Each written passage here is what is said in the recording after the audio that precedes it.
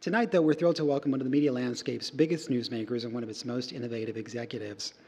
Courtney Holt is, of course, Chief Strategy Officer at Maker, overseeing key functions including corporate strategy, business development, and brand partnerships and commercial development.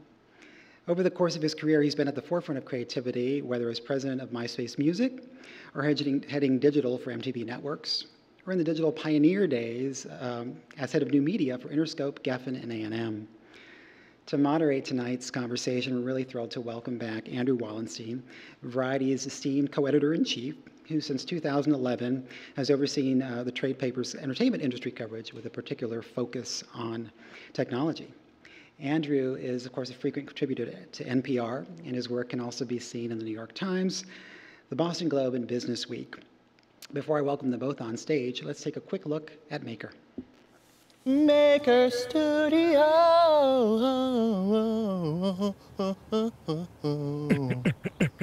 Color correction. Art department specialist. DIYs, tutorials. I give relationship advice. Who am I? What am I do? I'm a director and an editor. Is this an all right stance? Do I look cool?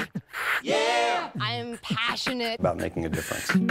I'm a part of Maker because I've never compromised my creativity or what I wanted to say. The people who are in the content are also part of making the content. I'm really afraid of Not having freedom. They allow me to make what I want to make and not what they think I should make. In 5 years. Every kid is gonna have a camera that's as good as the cameras you're seeing at the movies. Everything will be digital, and digital will be everything. Boom! The only difference would be we probably won't call it digital. I remember the first time I saw a Hi, I'm Ron video, and I was like, I love him. Is it getting too real? Once I realized that the people on the other side of this lens are real people, my whole perspective shifted. We don't have to convince people of that anymore. Everybody gets it. And we're vlogging! Let's empower each other. Let's help each other. I am Maker. I am Maker. I am Maker. I am Maker. I am. I am. I am Maker. Maker! I am Maker. I am Maker. I am Maker. So who was that guy in the last frame of the video? No, I gotta get a list of who was intern, in maybe? Yeah, he's a new intern. Now, of course, intern. Mr. Bob Iger, who, as I'm sure you all saw today, extended his stay atop the Disney empire till 2018. And of course, obviously, with you guys coming and being a part of Disney earlier this year, a sector that's been informally known as multi-channel networks has gotten tremendous visibility, and you guys being part of this acquisition binge that's gone on all year has been tremendous. So the basic place to start is, what's it like for you sort of pre and post Disney? What's the Disney difference? You know, I would say it's been an incredible opportunity to work with and at Disney. They're probably the most innovative company where it comes to intellectual property and franchise and brands, and it's just exciting to be at a company with so much going on. I mean, between watching what happened this year with Marvel and Guardians, which just was the first thing we even were like around to go and see, and ABC this year with How to Get Away with Murder, and we're just participating in all this amazing innovation that's happening, both on our side, but I think they're really innovative for even a company that's doing some traditional, some new stuff. We've also been, because of where we sit, we're in the corporate division reporting to Jay Rizzullo. We see the whole of the organization. So I've had the pleasure to meet with all the different divisions across the organization, and I really am inspired almost every day with what I'm seeing happening. And it's opportunities for us to partner and participate and help, but also to be part of something I think is really innovative. And I think for us, the company was already on a really interesting track. I think we just get amplified and accelerated by being part of a company like the Walt Disney Company. And so it's been a really cool, interesting, and fun time. Well, Disney's stated rationale for acquiring Maker was that you guys could be sort of a disseminator online to young demos worldwide of all this great Disney IP that I think sort of needed to translate through the Maker filter of short form video. So, I mean, is that something that has been, I assume when you talk about participating within all these brands at Disney, that's job one? Yeah, I mean, short form is our sweet spot, and I think that it's interesting because short form is maybe it's an odd name for what it is, but it is its own genre, its own format, and we're hearing it more and more. Short form doesn't necessarily mean short, because we have some gaming videos that are 3 hours long, and people do watch and engage with longer form content, but in the context of what really short form is, which is socially amplified video distributed direct to consumer. And that's sort of my geeky way of saying it's just a new form. And I think that it's interesting to note that it's not just make videos short. It's thinking about the art and science that goes into it. And in many cases, what makes what we do unique is that we think about the distribution and marketing as part of the content creation. And also are working with a community of creators that think about creation as a full-time job. Those things are unique, and that doesn't change. So when we are talking about working with the divisions of Disney, we're going to think about how to bring our expertise in short form to those divisions, and whether it's to help them understand how better to connect with their audience from an audience development, marketing, distribution conversation, we're going to do any and all of it. We're also looking, YouTube, is a very interesting platform to work with, and it's not just as easy as putting up video, because I would say that if you just upload video to YouTube, the majority of what is uploaded does not get seen by anyone, let alone a scaled audience. So there's elements of how we think about lighting that network up, and thank you for saying we are a global company. We've got viewership in virtually every country on the planet, and we've got creators in over 100 countries. So we are thinking about that global footprint, and not all content is universal. We think global, global regional, and global local. But is there a tension at all, a balance to be struck between sort of Disney's approach here in kind of using you guys to talk to this younger generation online, and what the younger generation online that you kind of rolled up by the thousands into this affiliate network that didn't necessarily come to Maker to make Disney commercials? They may want to have nothing to do with Disney. Our business hasn't changed in the context of Disney. Our business has other opportunities, but we still are doing the same work and business we were doing prior to being part of Disney. We're not changing our mandate and are changing our focus. We still work with a global creator community, and our network has grown. I think at around the time that we did the acquisition, we were around 5.5 billion monthly video views. As of this month, we're over 9. So we're continuing to grow and accelerate, combination of acquisition, organic growth, and also focusing on growing new sectors and new categories. We represent a lot of verticals in our business organized around similar passions and interests as the Disney company has. So we have talent that are thrilled at the opportunity to participate in programming opportunities with Disney, but it does not mean that everyone must. We allow our talent to be part of an ecosystem that is really about growth in audience and revenue, and if it makes sense to incorporate and work collaboratively with them with a Disney division, we will. I think a lot of what's great about what we've done across Disney, and we've met with all the divisions, is that they're really interested to hear different ways that we can work with them and with the talent pool. And so it is a very collaborative process, but many of our talent are inspired by the opportunity, because you may not love the Disney Channel, but remember, Walt Disney Company is ESPN, it's Marvel, it's Pixar, it's Lucas, it's XD, it's many different opportunities. And just because you may not love, a certain show on the Disney Channel doesn't mean you wouldn't be inspired by the opportunity to do something related to Guardians of the Galaxy or Star Wars. And I think that's what's interesting about the portfolio of brands and franchises they represent. It's broad enough that it's going to capture a lot of our network. And I really don't think I found anybody who doesn't love in our network Marvel or Pixar or Lucas or ESPN. I mean, it's very hard to find people who aren't like, that's great and cool, and we'd love to do this or do that, and we try and facilitate those conversations. Well, let's get specific about doing this and that. Give me an example of some recent IP where Disney came to you and said, let's go.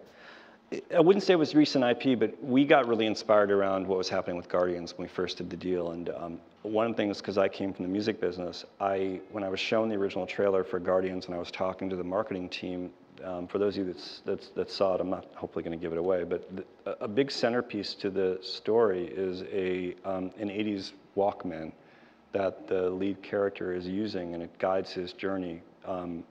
And the music in that is incredible, and it's music that most people of this generation had never heard. And I thought about, is there a way to activate around our talent in those songs? And it's funny, because I remember talking to one of the talent that participated in this, and the guy's name was Bart Baker. And at one point, I forgot the context, but I had said, hey, have you ever heard this song by George Michael, Faith? And he goes, Faith. And I played him a song. He goes, oh, that's a Limp Bizkit song.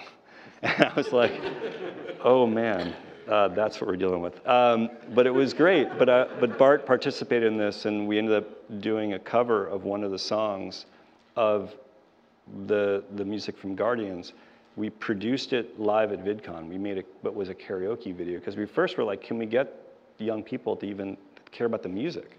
Because the music in that film is really, really good, but obviously not the music they're hearing on the radio today. And so we just played around with this idea, and we worked in collaboration with the marketing group, and we ended up creating a series of videos.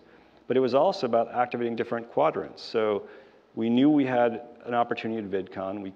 We had our party, and we made this karaoke video where literally in the middle of the party, a bunch of our talent started going on stage and singing this song that no one really realized that was all tied to Guardians. We filmed it, we captured reactions, we got people kind of freaking out, and that video was put back on YouTube. So it was very organic in how we implemented it.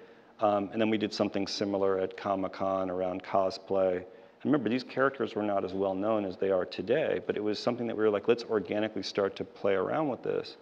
And that's one example. I will say that we are looking at doing others, and some of it will be rooted in marketing opportunities, some of it will be rooted in programming opportunities, some will be rooted in talent opportunities, and we have a couple of announcements in the coming weeks that are going to talk about different things we're doing. But we're still also signing talent, growing our business, doing what we do as an aside. So it's not all about Disney, but it's also part of the overall conversation. You just recently referenced, in terms of the Guardians integration, VidCon. I'm curious, from a show of hands in this room, how many people know what VidCon is in this room? Pretty good. Okay, that's not bad. I mean, to explain, you know, VidCon is sort of this annual convention where fans of all the talent, whether on Maker or otherwise around the YouTube ecosystem, converge in Anaheim for, you know, you see, you know, kids mobbing really other kids, only they happen to be YouTube stars, like it was Beatlemania. And it's kind of sort of a new, interesting locus point for where pop culture is going these days. It seems to me more and more that, whereas a year or two ago you talked about online culture and mainstream, it's really kind of going like this, which keeps you guys pretty well situated. It does. I mean, VidCon is really interesting because when I was in the music business for many years, I'd get calls for tickets for everything. And then the phone stopped ringing when I went to Maker until VidCon. And then anybody I know who had a teenage daughter said, can I get a ticket to VidCon? I want to go. And my kids, it became this thing where it is like this fascinating journey that these kids go on. They discover this talent. And it's a weird type of fandom. I shouldn't say weird. It's a really actually special type of fandom, because the talent that make these videos, in many cases, are gratified by the fact that their fans are there. And some of the comments that some of the creators make is about that there's no barrier between them and the fans and the audience that's consuming. And it also is unique that many of the creators started as fans, that they were fans of something, a fan of Minecraft or a fan of this other creator when they aspired. A lot of them start by emulating the formula of somebody that they are inspired by, and then they make it their own. And that's what happened with guys like Stampy or Yogscast that are becoming essentially the biggest creators on YouTube. And it happens very fast. I mean, PewDiePie, who many of you may know is the biggest talent on all of YouTube. We need to do another show of hands. How many people have heard of PewDiePie? That's a little better. By the way, that's really awesome, because for many years we had to describe who he was. He gets 400 million views, give or take, a month, has about 31 million subscribers on YouTube, and he really takes the time to interact and interface with his fans, and whether it's through video reactions or comments or going on chat engines to really have that direct relationship, and it's part and parcel of what this creator does, which is atypical of a lot of people who are paid to stand on X's and say some other people's words, which is different. And that's a different paradigm to say, I am an actor and I'm playing a role or a character to be paid to do that, and they are paid independently of whether it is successful. In our world, the creators contribute, and the feedback loop is the engine that drives this forward. And so a large part of what VidCon is a great celebration of that. But when you watch it come together, it's really special, because you see it happening online, but you see somebody wait for 4 hours to get to shake PewDiePie's hand is pretty unique, when all he's doing is, you know, trying to, yeah, again, he didn't wake up and say, I want to be a media company. He was just making videos because it made him happy, and he was good at it. And I think that's really honest, and it really is the key of what's made this company grow as it has. And if you haven't seen him, basically pretty much all he does, correct me if I'm wrong, is play video games and make jokes while he plays. And this is really probably the biggest, I mean, he's sort of the tip of a huge iceberg of what's probably the #1 programming application in the YouTube sphere online, of just people playing games and having fun with it.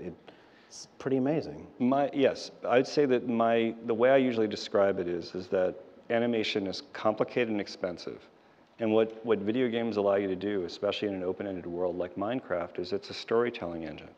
And these creators are telling stories, character-based stories, using a tool that allows you to effectively animate. And in some cases, it's being fun or goofy or irreverent. In other cases, there are people that are building real characters.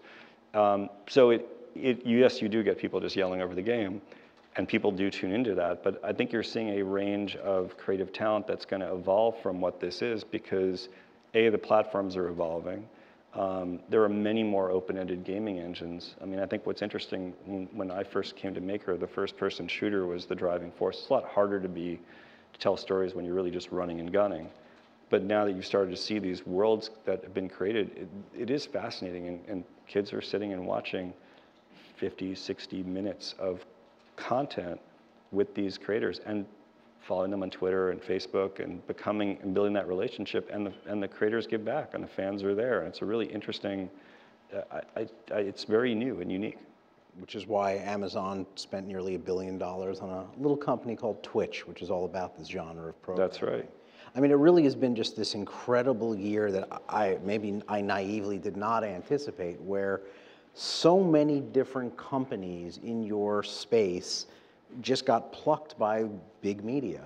There's very few conglomerates that didn't participate in this land grab. The question is, what did Maker specifically do right to get acquired for such a huge number by one of the biggest companies out there? Well, I'd say we did a lot of things right, but I'd say we also were as a company, I think we allowed ourselves to be a little bit fearless along the way, and I think that's important, because I would say it's not something that was innate with me. I typically spent my career in traditional media companies, and I wouldn't say I was risk averse. I would take the riskiest job in the safest companies in many cases. You worked in my space. You were plenty risky. Yes, but I did sign my deal before. It was very funny. I remember I signed my deal to join MySpace 2 weeks before the crash in 2008. So that was an interesting one. But I also, at the time that MySpace was 2.5 times larger than Facebook, no one saw that. You don't always predict this stuff, but I would say that what Maker did at the core in the early days was that there was an undeniable support for talent that I think at the beginning really drove the engine forward, because the company when I arrived was really about supporting talent, building out the studio, allowing for creative collaboration to happen. And at the core, it was really a media company. I think that's one of the unique differentiators from us and anyone else in the space. The core of the company was about creativity and about building out intellectual property, brands, and franchises on our own, like in Epic Rap Battles, that sustains. And so I think we also looked at a discipline around creativity and programming. It wasn't just the platform. And when we finally got around to looking at the network side, we didn't deviate from that original thought process. So we invested a ton in talent support and services and building out our scale in a way that actually allowed us to not steer too far away from the core of what made the company great to begin with. So when you looked at it holistically, it looked a lot like a traditional media company.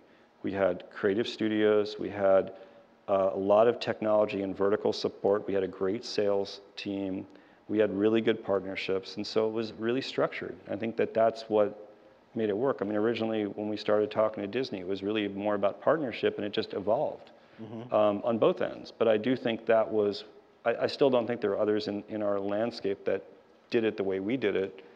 And whether that was fearless or foolish or not, that's just the way we did it. I think that there was a truly belief that that was the best way to continue to support talent. And by the way, we're still doing it that way. So not much has changed in the way we operate, though the opportunities have obviously evolved. And the landscape has evolved. Yeah, but where does this breed of companies go from here? And let's talk about some other companies as well. We don't have to get specific, but we're talking about Fullscreen, we're talking about Vice, Awesomeness TV, all either outrightly owned or have stakes taken by larger companies. I mean, are these essentially going to be the Viacoms or 21st Century Foxes of tomorrow? Look, I always think we looked back to the dawn of cable, and the companies that understood the space, understood the audience, understood the platform, and understood where it was going were the ones that were most successful. And in many cases, they were true to their demographic focus. They had a programmatic editorial point of view, and they were nimble. I think that you mentioned a number of companies. I think we all do similar things in that we all make content that goes online primarily, but I think every company is approaching it differently, which is a little different with cable. You literally would get carriage, you'd create your programming slate, you'd create your brand package, and you'd license a bunch of content, and you're like, I'm in. We didn't have the benefit of building out a bunch of licensed content. We had to sort of organically grow our network from owned and operated content and partnered content, but I think that different companies approach it differently. We partnered a lot of creators. Vice creates a lot of their own content. Everybody approaches it a little bit different. Awesomeness, has an output deal with Nick that drives a lot of their engine. But I do think it's, what I think is cool is that the ecosystem is growing, and this is a little bit of an all boats rise, but I do think that it's not like one size fits all. These are different companies approaching it differently. And I like to think, at least from our perspective, that we're doing it differently than anybody has ever done it or will do it, just because of the nature of how we got here and where we're going. We should also mention that, we've obviously talked about sort of these homegrown native talents like PewDiePie and whatnot, but there is still a segment of your business that is actually partnering with establishment talent, guys like Snoop Dogg and will.i.am. The establishment? Well, frankly, yes. I mean, he's been around now, like 20 years at this point. He's no spring. He's no younger than Limp Bizkit. Let's put it that way. But look, I would say that it's interesting about our relationship with what I'd say is established creators, and Snoop is one and will.i.am is another. Is in both cases, I think they saw an opportunity to do something unique with us, and it really is a great partnership with Snoop.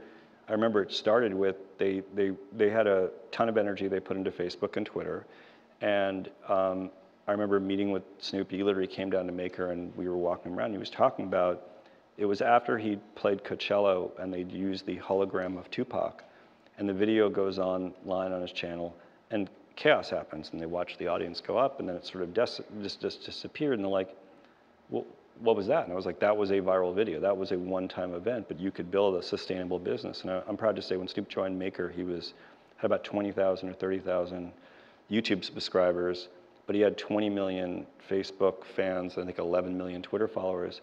As of last week, Snoop crossed 1 million YouTube subscribers as part of Maker.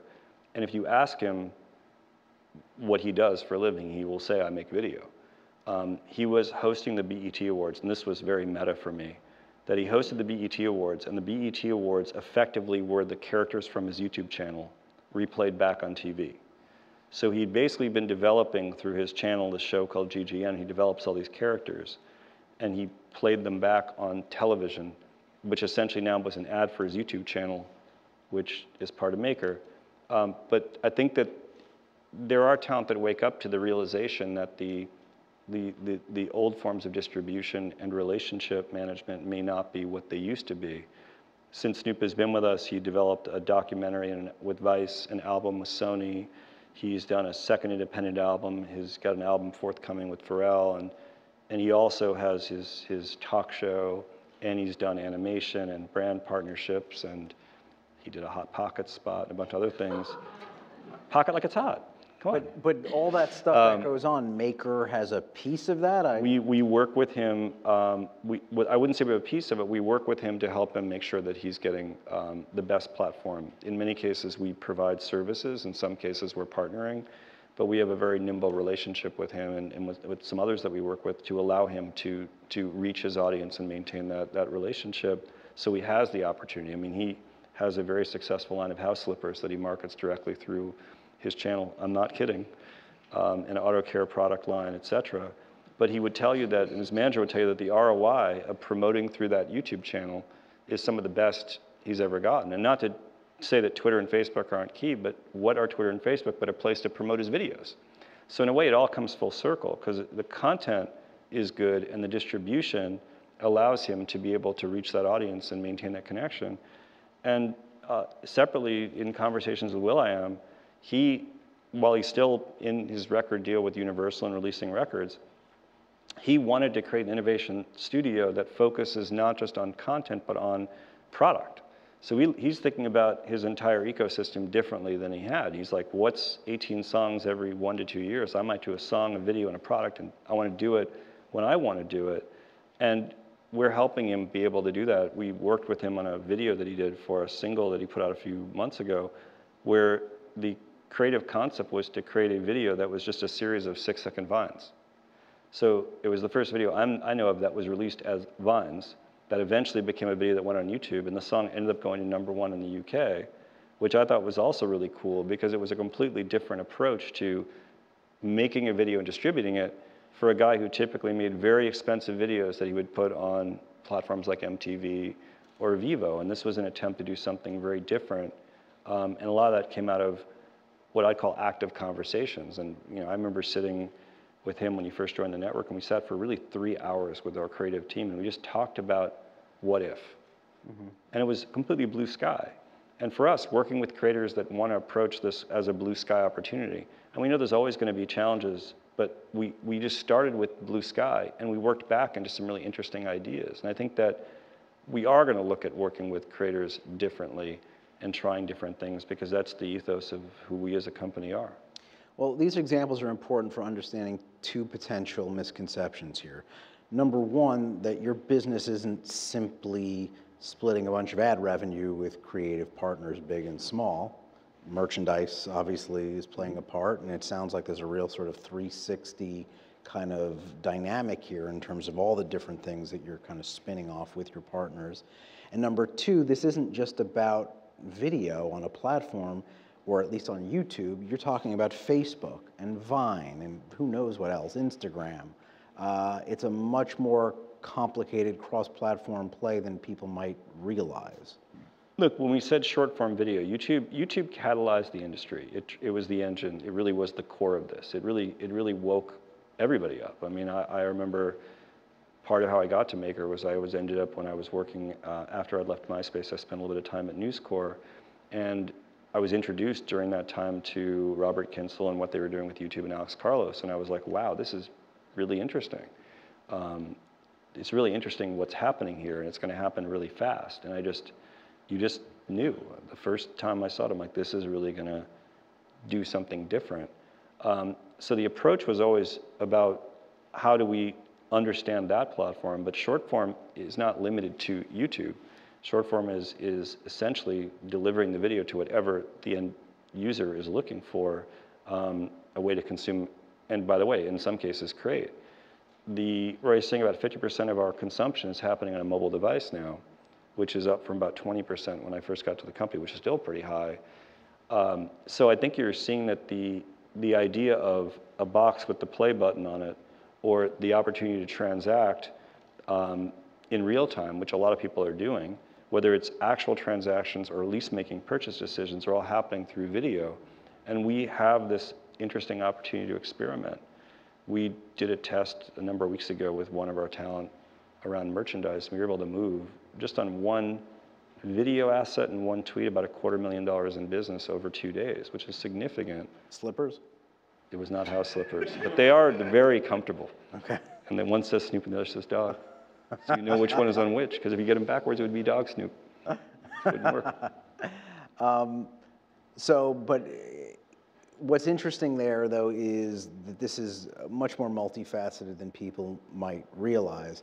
But I think also there's still this notion out there that as special as YouTube seems, the flip side to that is they're a little too special. They have too much control. I mean, the overwhelming majority of clicks that you're getting, mobile, desktop, or whatnot, must be coming through that platform, and that exacts a price.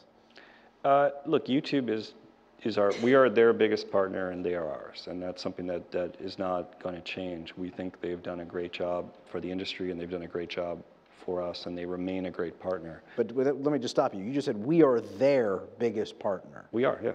Meaning you have some sort of commanding portion of streams that no other company can match. Correct.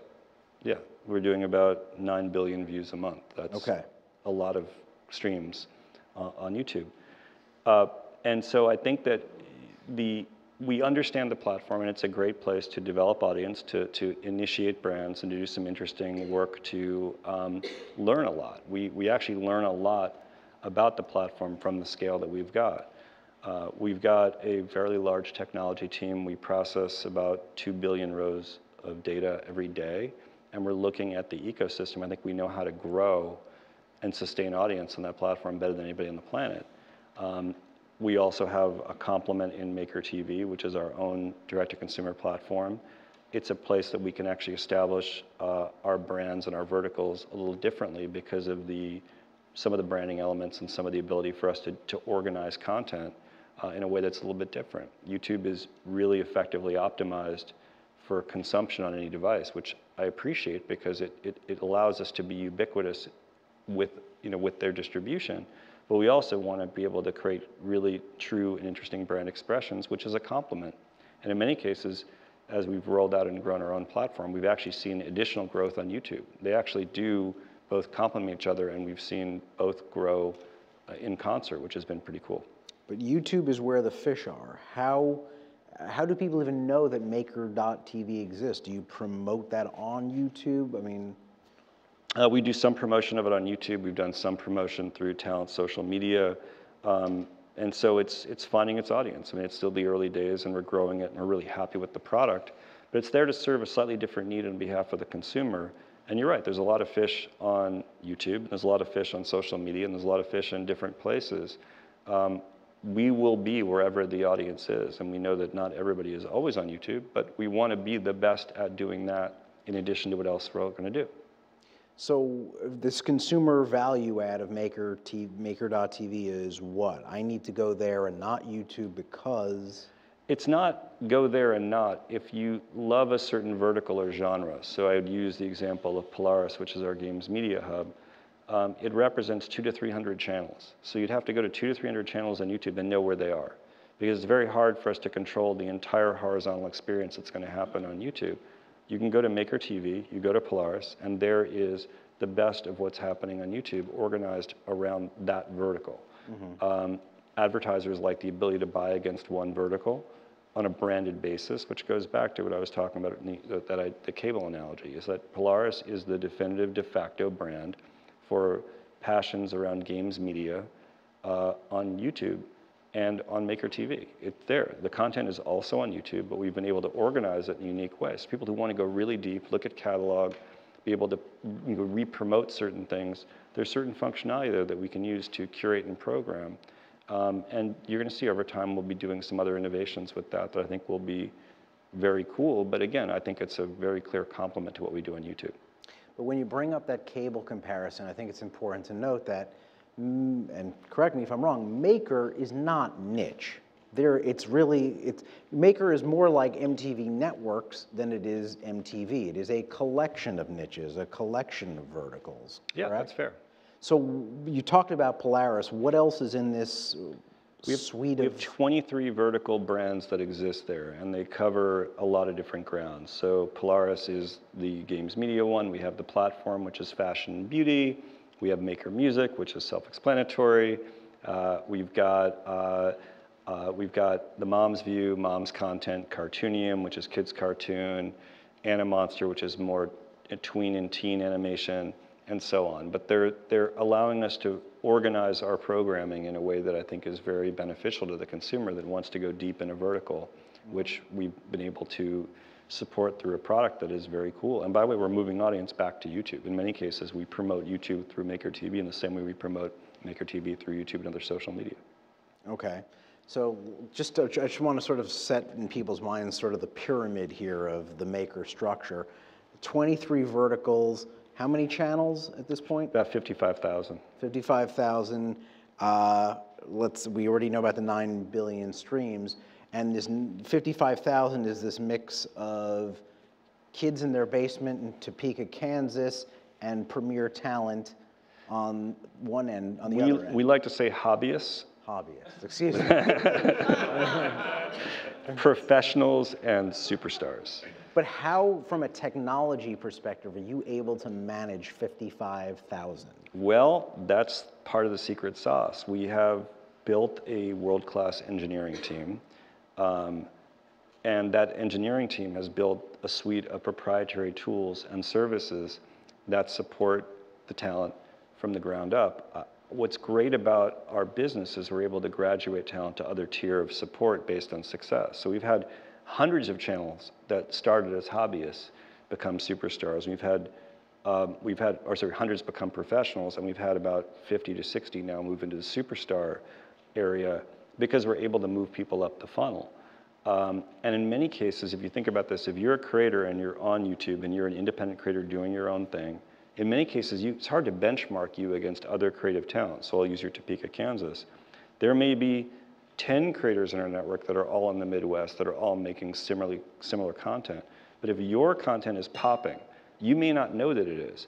We can reach out to you, we can tell you, look what's happening, we can start bringing you brand opportunities, we can start interfacing with you and evolving you because we're seeing something happen before you might even see it and starting to educate you on what needs to happen.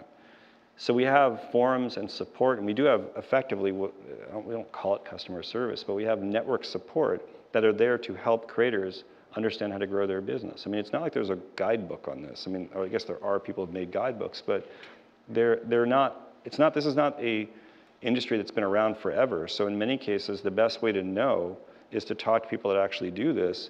Most of the people on our network support actually are creators on YouTube themselves.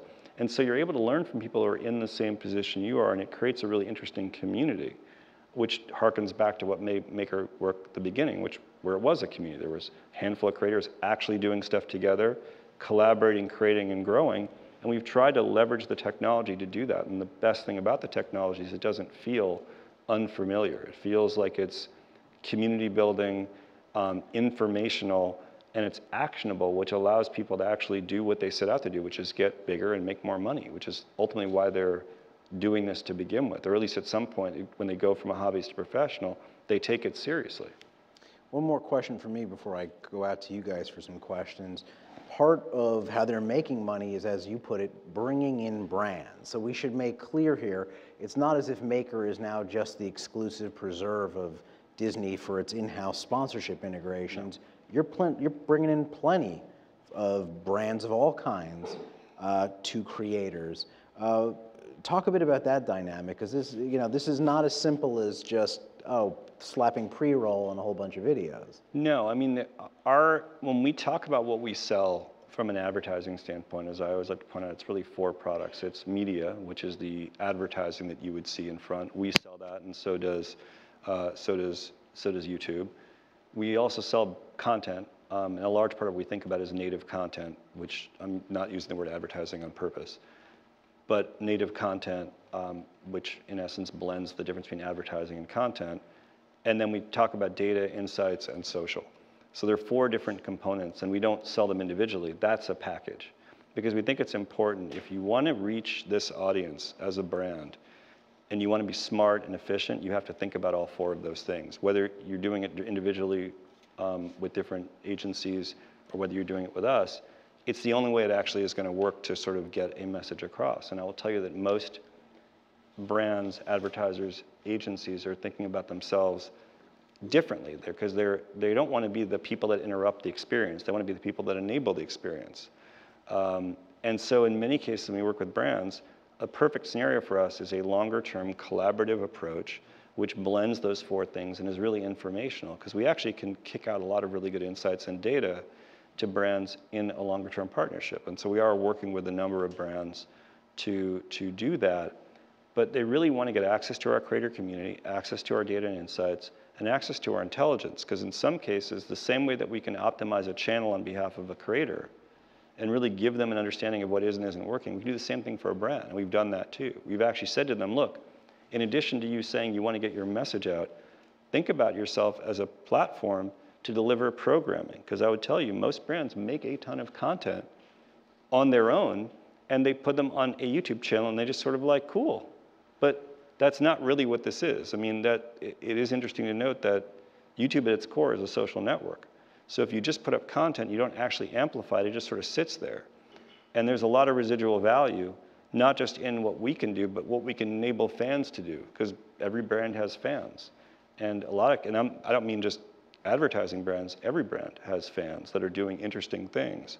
How do you celebrate and activate those fans is part of that native content experience. So it's not just make an ad with native talent. We do that too, but it is about actually looking at holistically what the entire programming strategy is. And so we do work with brands and agencies to do that as a core component of how we grow our business. Okay. Time for questions. Raise your hand and we'll bring a mic your way. We've got it right here in the center. I wanted to go back for a second to the conversation about Disney and how you said you met with all the divisions. I was recently at Disneyland and at Disney World, and what struck me is my 8-year-old niece. She loves innovations in Tomorrowland, and she loves the American Idol, which is now closed, over at Disney World. Do you see Maker Studios somehow getting involved with Disney on the park side in terms of theater or something in that sense, or how would you see that? Yes, we definitely will get involved with parks. We did a program with them last year, which was called Show Us Your Disney Side. And that was allowing our talent to have a little bit of reign to play with Disney in a very unique way. So we had one of our talent do a remix of When You Wish Upon a Star, and we filmed it. We had another talent that took the place of one of the character artists and reimagined what that experience could be like. We followed Shay Carl, one of our talent, who had a whole family day, and he's got a lot of family, 5 kids. So he followed his day at Disney. Those are one example of experiences we'll create, but we also think that what's interesting about our business, and we think about Maker as we have 55,000 creators, but we also like to say that we want to have a strategy that no creator is left behind. So in many cases, we might enable anyone having a great parks experience like your 8-year-old niece to have an opportunity to amplify that through Maker and through Disney parks. Some people, when you think about what they're doing at Disney, beyond having an amazing time, they've got their phones out and they're capturing experiences. Those experiences, that's when I talk about fans, the best experiences at Disney are those of the people that go to Disneyland. My wife and kids went to Disneyland this week, and you sent me a lot of photos. All day long, photos and video of the experiences. That's something people just do. It's natural. And so I think it's important that we think about how we can activate around things that are organically happening, because that's the best potential opportunity. We do our best not to create unnatural acts. And I think just plop an experience down is different than celebrating what we really know how to do, which is fans engaging authentically with an experience like the parks. By the way, the one thing our talent really does like is they like the parks. We constantly, so that's probably the biggest request we get. It's like, when can we go to the parks? I'm wondering when the talent will become a ride, like PewDiePie roller coaster, that kind of thing. Oh, God. That's in the offing, right? Yes, Any sure, day. yes. Next question. Right here out front. You talk about the matriculation of the content creators being hobbyists to being superstars. Have you noted any particular attributes or qualities in the content that help these hobbyists become superstars? So we look for those. We tried to do this one exercise, which was really hard to do, was dissecting a viral video. And when you look at what made a video go viral, we'd like to say there's a set formula, and I love this because a lot of times we get asked, can you make a viral video? I'm like, no, we make video and sometimes it goes viral. Viral is a byproduct of making the video that shows success, but you cannot make a viral video. You can do everything exactly the way it's supposed to, and it doesn't mean it will go viral. What I would say that we're looking at is a lot of information, and I will tell you that for some creators, frequency of publishing makes sense. I mean, we did an analysis. This is a wacky one, it's a little geeky. We literally looked at what time of day is best to upload content. And we looked at all of our vertical categories. And for example, with gaming, it was, I think, for reference, I think it was like 3 a.m. on Wednesday night or something. And then in comedy, it may have been Friday morning at like 9 a.m. And again, it adjusts for the time zone, it adjusts for how many subscribers you have, but all of these are subtle bits of information that we think about when we publish. Now, you'd make the case, why 3 a.m.? One thing to think about is that there may be a latency between when the video is published and when it starts to get seen and amplified through subscribers and social media. Just publishing the video, again, does not mean it is found.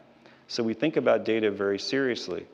Predictability of publish. Some of our creators should publish every week at a set time, which may not seem natural for a digital space. You're like, just put it up, they'll find it. There's something to be said for the predictability, the discipline that goes into content publishing. That's when I say marketing. This is all, in my opinion, marketing. How you publish, when you publish, how you use social media. There are multiple actions that you can do both with social media and YouTube. How do you sequence and almost day part those actions is all really important in the construct of how you find your audience and maintain them. How do you respond to subscribers? How do you use your comment stream? And I like to say there's a formula, but we look at almost 40 different discrete settings whenever we publish a video. And by the way, we don't just look at them once, we look at them again because we could publish a video and we can adjust certain settings. This isn't necessarily just about watch it go. I mean, you make a TV show, you put it on TV, it's on, done. Tape goes to the satellite goes that. We are looking at this stuff because we can look down to the granularity of fall off within a single piece of content. Why are they falling off? Well, maybe if we put an annotation at the point they're falling off, we can engage them to stay further. Look what's coming a minute ahead. So we're playing with a lot of these different tools to better understand how to keep people engaged and then how to keep them not just engaged within a single video or a single creator, but within the network at large. So it's a lot of data and a lot of really smart people that are doing this every single day. And I think that's, again, part of what makes us unique. One of the criticisms in the media, so I'll discount that a little, take it with a grain of salt, of DigiFest or VidCon, was that a lot of the fans were showing up were sort of like the tweens and they just want to take selfies with YouTube stars.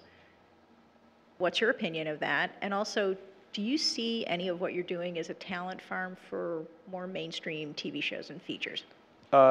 I don't see anything wrong with people, if that's what they're doing and they're celebrating their fandom, whether it's taking a selfie or tweeting out that they got to meet somebody that they're passionate about. I see nothing wrong with that because if you think about it, most traditional actors, actresses aren't touching their fans in that way. The fact is that it's very real. And I'd mentioned I came from the music business. It's something that the country music artists did a really good job of. They will literally create fan fests and they will sit there for hours and they will sign.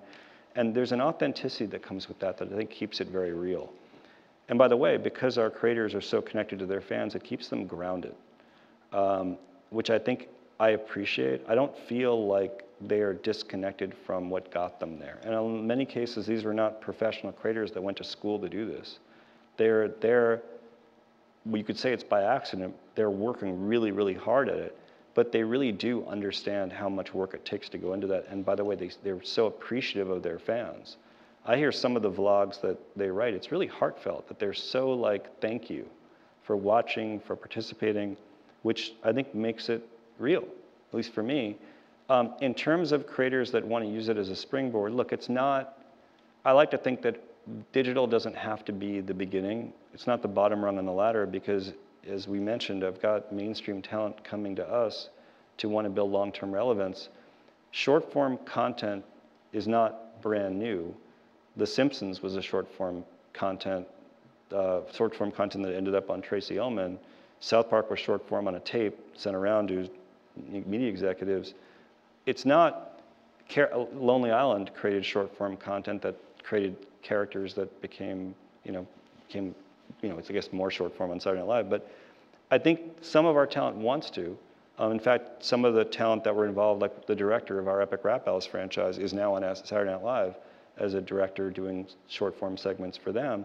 It's not lost on us that that is some of the opportunity that we can create. And by the way, being part of Disney, we have a lot of opportunity to explore those things.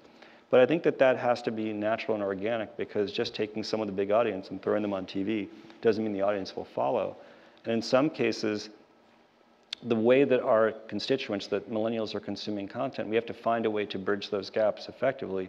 And I would say we have ideas on that, and certainly we will explore them, but we're not trying to create a means to an end. I think we're really happy actually continuing to scale a robust digital business that actually generates a lot of revenue. Last question, by the way. Yeah, is this on? Yeah. Can you tell me, what predictions do you have for short form? How would you like it to go? And where do you see it going regardless of what you can do? The filtering, for example. For which, sorry? Filtering, so that filtering. People, yeah. I think that, look, there's number one, I think the hardest thing to figure out, somebody asked me what I do for a living, and I said I create demand in a world of unlimited supply, which is really what we're trying to do. We're trying to get people to find the good stuff.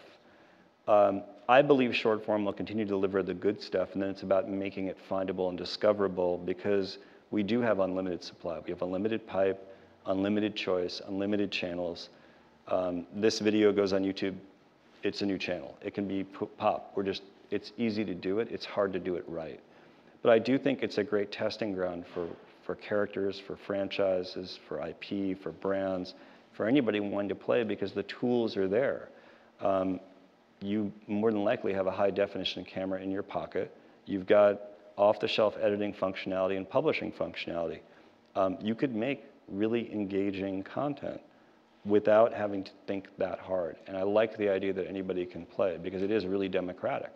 Anybody can play, anybody can publish, and the cream should rise to the top. And whether it's creatively, because look, we're unapologetic. And I'm actually glad it's one of the first times I've had a talk where it hasn't come up, where someone talked about the quality, premium versus what you do, or referring to UGC. That's ending, because premium is in the eye of the beholder. I think what we're creating is a great content engine. Some of our stuff looks really beautiful and really high quality, and some of our stuff is simply a guy or a girl with a camera phone being authentic and honest.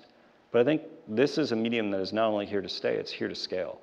And you're going to see more packaged short form in lots of other mediums. And so I think it's just going to be a matter of time. And some of the news in recent times, I think you've heard about what Chernon's doing with AT&T and other conversations that are going on around how you can bring short form in a packaged way to other mediums, I think is really interesting. So I think it's definitely, this is not a fad. This is the reality of where media is going. And by the way, it will coexist with structured media.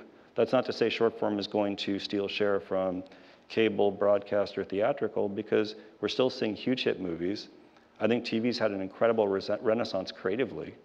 They may be watching those programs on digital platforms, because I do. I watch a lot of my content through digital platforms, but it's still great structured programming created primarily or in longer form. And we're seeing a renaissance of some really interesting TV. The creative stuff typically wins. Unfortunately, that's all the time we have, but thank you, Courtney.